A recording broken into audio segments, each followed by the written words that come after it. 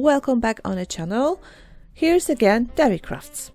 Today I have for you a second part of the easy Christmas card based on die cuts. To create a shape of the wreath you don't have to have a special masks or die cuts. It's enough if you have tape and or I don't know, jar lid, whatever is round, and you can just trace the shape.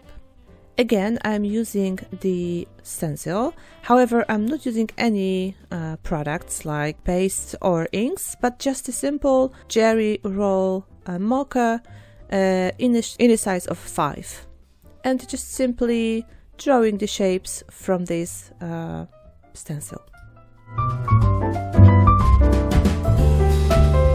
As you can see, I barely managed to cover all the circle which I wanted.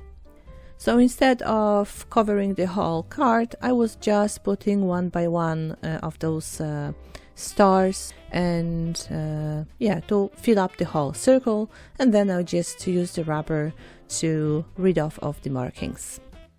And of course, as usually during the making the card, I decided that I am not happy with the look, as you can see now.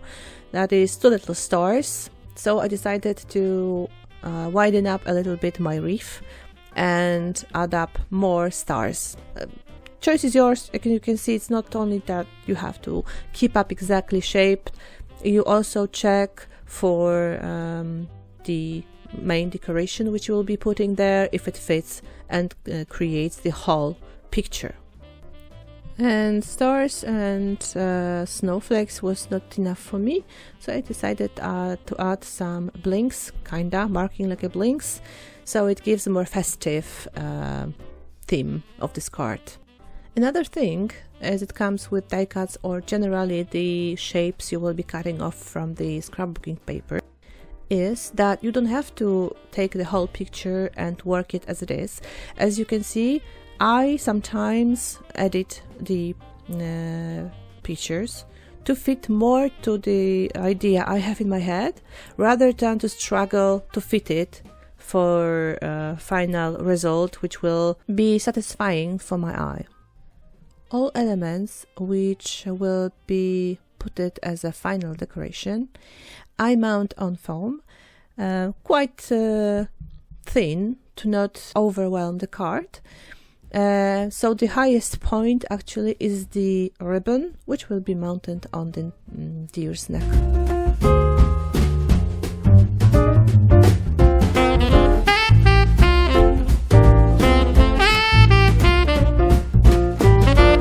The last elements, which actually will be the final step, is a sentence.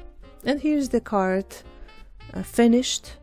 Pretty simple, pretty easy, doesn't require many tools, so it's a very good card for the beginners.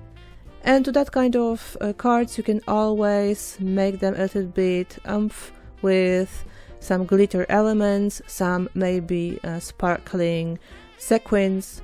You know, the sky is the limit. Thank you for watching the tutorial. As always, I encourage you to put the thumb up and subscribe to the channel if you not yet done that. And this is all I have prepared for you for this tutorial. See you in next one. Bye bye.